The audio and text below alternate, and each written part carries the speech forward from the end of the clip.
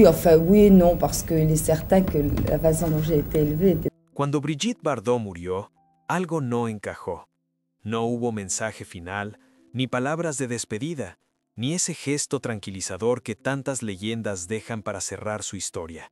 Solo silencio. Un silencio largo, incómodo, casi provocador. Durante años, Bardot evitó entrevistas, rechazó homenajes y se negó a mirar atrás. No fue olvido, fue una decisión. Porque hay personas que, cuando se van sin explicarse, lo hacen dejando una pregunta flotando en el aire. ¿A quién se le negó el perdón hasta el último segundo? Detrás de esa muerte discreta se esconden nombres, heridas y cuentas que nunca se saldaron. Y ahí empieza realmente esta historia. El silencio de Bardot no apareció de un día para otro. Fue creciendo con el tiempo, capa tras capa, como si cada retirada pública fuera una puerta cerrada con cuidado. Primero dejó de conceder entrevistas, después rechazó homenajes. Más tarde, incluso los intentos de reconciliación fueron ignorados. Para muchos era simple cansancio, para otros arrogancia. Pero hay un detalle que siempre incomodó a quienes la conocieron de cerca. Bardot no se estaba apagando, se estaba apartando. Mientras el mundo seguía hablando de ella, ella dejó de hablar del mundo. No corrigió versiones, no desmintió relatos incómodos, no aprovechó el poder de su nombre para limpiar su imagen. Y eso, tratándose de alguien que conocía perfectamente el funcionamiento de la fama, resulta inquietante. Porque cuando una figura pública decide no defenderse, no suele ser por debilidad. A veces es porque ya ha decidido a quién no vale la pena responderle nunca más. Con los años, ese mutismo empezó a leerse como una toma de posición. Bardot no quería cerrar su historia de forma amable. No buscaba comprensión ni indulgencia. Su ausencia de palabras funcionaba como una frontera. Hasta aquí. Todo lo que quedó sin decir no era descuido, era mensaje. Y ese mensaje apuntaba a relaciones rotas, a decepciones profundas, a personas que alguna vez ocuparon un lugar central y que luego quedaron expulsadas sin retorno. Antes de hablar de nombres, hay que entender esto. Bardot no fue una mujer que olvidara fácilmente, tampoco alguien que perdonara por costumbre. Cada ruptura, cada traición percibida, cada herida mal cerrada se acumuló en silencio. Cuando llegó el final, no hubo gesto de alivio ni voluntad de pasar página, solo la confirmación de que algunas cuentas, para ella, no merecían ser saldadas. Y es precisamente desde ese silencio, duro, selectivo, definitivo, desde donde empiezan a emerger las 5 figuras que Bardot nunca volvió a mirar con los mismos ojos. Aquí no hay reconciliaciones tardías, solo una lista implícita, construida a lo largo de toda una vida. ¿Quieres que continúe con la siguiente parte? La primera gran oportunidad llegó en 1996, cuando Televisa lo eligió como protagonista de Marisol, junto a la actriz Erika Buenfil. Eduardo tenía apenas 28 años y ya cargaba con la responsabilidad de liderar una producción transmitida en horario estelar. Nadie imaginaba que esa telenovela, con sus giros melodramáticos y su historia de amor imposible, se convertiría en un fenómeno internacional. Marisol alcanzó un rating de 26.7 puntos en México y fue vendida a más de 25 países. De la noche a la mañana, Eduardo Santamarina dejó de ser un actor prometedor para convertirse en un galán indiscutido. Su rostro apareció en portadas de revistas, campañas publicitarias y carteles gigantes en calles de América Latina. Pero lo mejor estaba aún por venir. En 2004, interpretó a Juan Domínguez en Yo amo a Juan Querendón, una telenovela que rompió esquemas al mostrar un protagonista masculino cómico, vulnerable y contradictorio. El público lo adoró. La producción fue un éxito rotundo, liderando la audiencia por meses. Eduardo ganó el premio TV y Novelas como Mejor Actor Protagónico y su figura quedó consagrada como uno de los grandes de la televisión mexicana. Con Rubí, en 2004 también, mostró otra faceta, la del hombre atormentado, atrapado entre el deseo y la moral. La novela fue emitida en más de 30 países y se tradujo a varios idiomas. Santa Marina ya no era solo un actor local, era una exportación de lujo. Fuera de la pantalla, su vida parecía sacada de una telenovela. Su relación con la actriz Itatí Cantoral se convirtió en el foco de la prensa rosa. Eran la pareja perfecta, bellos, exitosos, carismáticos. Tuvieron 2 hijos gemelos y se casaron en una ceremonia rodeada de flashes y exclusivas. A simple vista, Eduardo lo tenía todo: fama, fortuna, familia. Vivía en una casa en las lomas de Chapultepec, manejaba coches de lujo y cobraba hasta $60,000 por proyecto. Pero detrás de esa imagen impecable, algo comenzaba a agrietarse.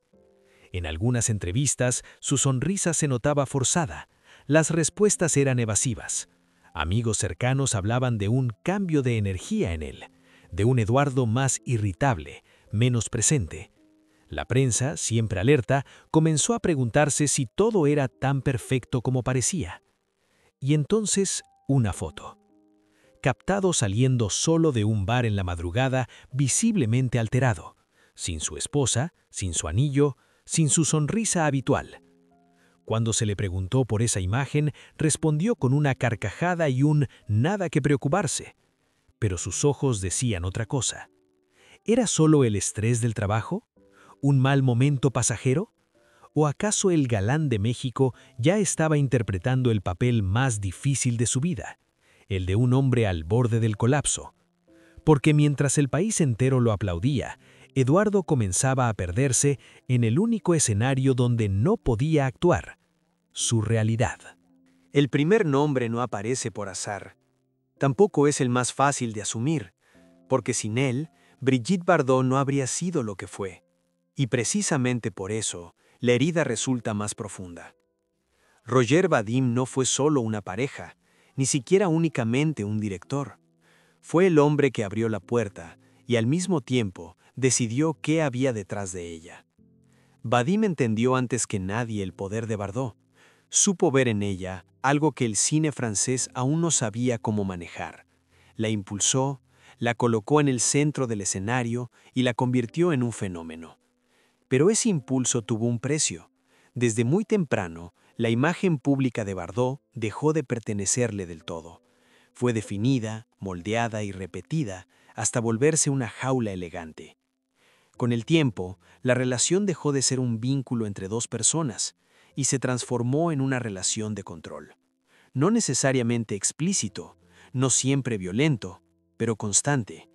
Vadim hablaba por ella, decidía por ella, explicaba al mundo quién era Bardot y qué representaba.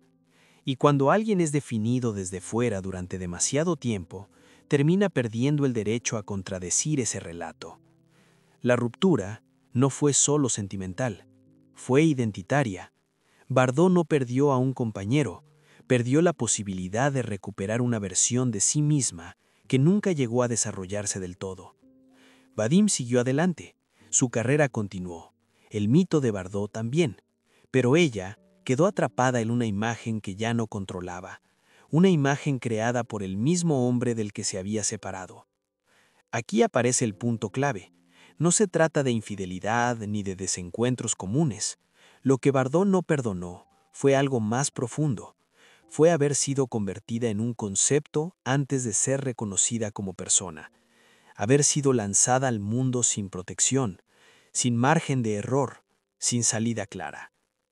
A diferencia de otras relaciones, con Vadim no hubo silencio inmediato.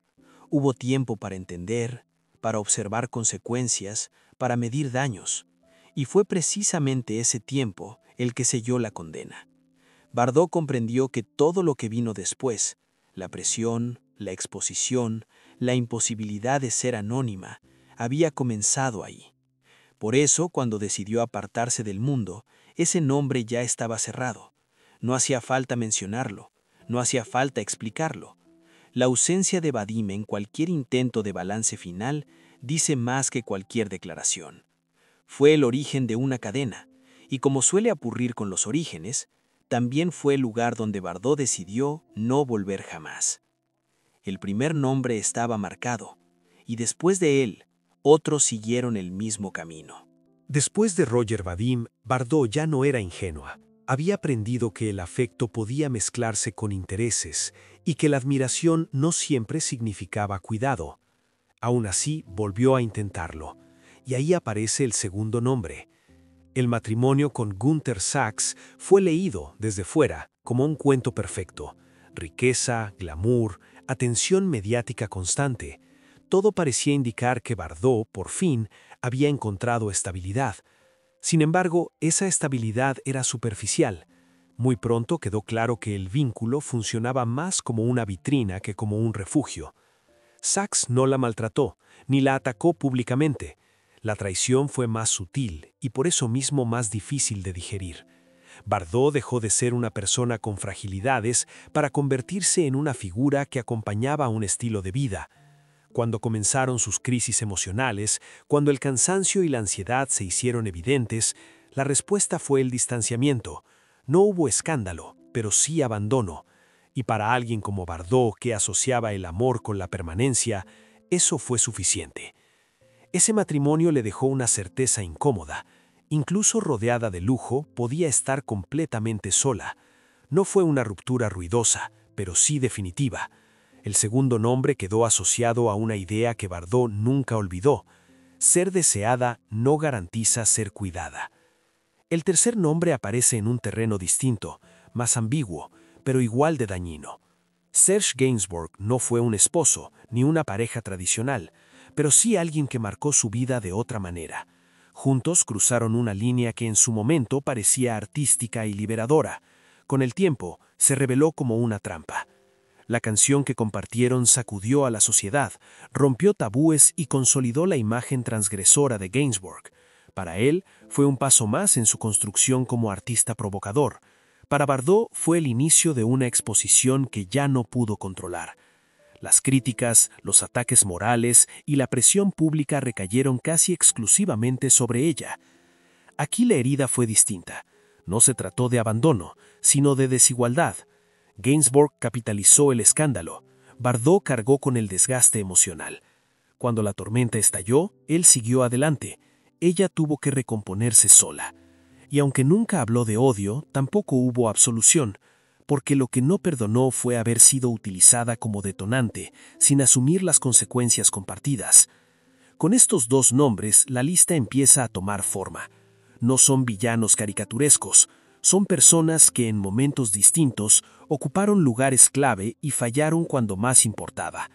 Bardot no los expulsó de golpe, los fue apartando con el tiempo, confirmando que no habría segundas oportunidades. Y mientras esos vínculos se cerraban, otro frente comenzaba a abrirse, uno más grande, más impersonal y mucho más difícil de enfrentar, porque los siguientes responsables no eran individuos aislados, sino algo que la había acompañado desde el inicio y que, a diferencia de los anteriores, nunca se fue. A diferencia de los anteriores, el cuarto nombre no se puede reducir a un rostro concreto. No es una persona con la que Bardot compartiera intimidad, sino una fuerza constante, omnipresente, imposible de evitar. French Media. Durante años, la relación fue de conveniencia mutua. La prensa necesitaba a Bardot. Bardot, al principio, aceptó a la prensa. Pero ese equilibrio se rompió. Cuando dejó de encajar en el papel que se esperaba de ella, el tono cambió. Ya no era la joven deseada, sino una figura incómoda. Cada gesto era reinterpretado, cada declaración sacada de contexto, cada silencio convertido en sospecha. Bardot pasó de ser celebrada a ser juzgada, no una vez, sino de forma sistemática. Y lo más difícil de asimilar fue que ese juicio no buscaba comprenderla, sino corregirla públicamente. Aquí la traición fue distinta. No vino de alguien cercano, sino de un entorno que ella había ayudado a construir. La prensa no solo contó su historia, la reescribió sin pedir permiso. Y cuando Bardot dejó de colaborar, la respuesta fue el castigo. Invisibilización primero, desprestigio después. Para alguien que había sido expuesta desde muy joven, esta fase fue decisiva. No intentó defenderse, simplemente se retiró. El cuarto nombre quedó marcado como una ruptura total con el espacio público. Y entonces aparece el último nombre, el más incómodo, el que no se puede señalar hacia afuera, el que no admite excusas. Brigitte Bardot no se perdonó a sí misma, no por haber amado, ni por haberse equivocado, sino por haber tolerado durante demasiado tiempo situaciones que la dañaban, por no haberse ido antes, por haber confundido resistencia con fortaleza. Con los años, esa autocrítica se volvió más severa que cualquier ataque externo. Bardot entendió que muchas de las heridas que cargaba habían sido posibles porque ella misma aceptó ciertos límites impuestos por otros. Este último ajuste de cuentas no fue público, no necesitó palabras, se manifestó en decisiones, el retiro definitivo, la negativa a reconciliarse, la ausencia de balances finales. No era culpa, sino lucidez tardía. Y esa lucidez no trajo alivio, sino distancia. La distancia suficiente como para no concederse indulgencia. Con esto, la lista se completa. 5 nombres, 5 rupturas, 5 momentos en los que Bardot decidió que no habría vuelta atrás. No por rencor impulsivo, sino por una suma de decepciones que, una a una, cerraron cualquier posibilidad de perdón. Solo queda una pregunta pendiente. ¿Qué sentido tiene revisar estas heridas después de su muerte? La respuesta no está en el pasado, sino en lo que queda cuando alguien decide no explicarse nunca más. Al final, la historia no trata de 5 nombres aislados. Trata de una forma de vivir y de cerrar. Brigitte Bardot no organizó su vida alrededor del perdón, ni sintió la necesidad de reconciliarse para tranquilizar a nadie. Su salida del mundo público fue coherente con todo lo anterior, silenciosa, firme, sin explicaciones finales. Y eso es precisamente lo que sigue generando incomodidad, porque estamos acostumbrados a los finales amables, a las disculpas tardías, a las memorias que suavizan conflictos, a los balances que reordenan el pasado para que resulte más digerible. Bardot no ofreció nada de eso. Dejó su historia tal como estaba, fragmentada, llena de tensiones, sin una versión definitiva. Y en ese gesto hay algo profundamente perturbador. Los 5 nombres que marcaron su vida no aparecen en una lista oficial, pero su ausencia en cualquier intento de cierre lo dice todo. No hubo homenajes compartidos, ni agradecimientos retrospectivos, ni gestos de reconciliación simbólica. Cada ruptura permaneció donde estaba, intacta, como si el paso del tiempo no otorgara automáticamente el derecho a ser perdonado. Quizá por eso su muerte no se siente como un final, sino como una interrupción. No hay conclusión clara, solo una serie de preguntas que quedaron abiertas a propósito. ¿Es necesario perdonar para vivir en paz? ¿O hay personas para las que el perdón no es una virtud, sino una renuncia? ¿Hasta qué punto exigir absolución es otra forma de poder? Bardot eligió no responder, y en esa negativa hay una última afirmación de control. No quiso reescribir su historia para que resultara cómoda, prefirió dejarla incompleta, incluso incómoda, antes que falsa.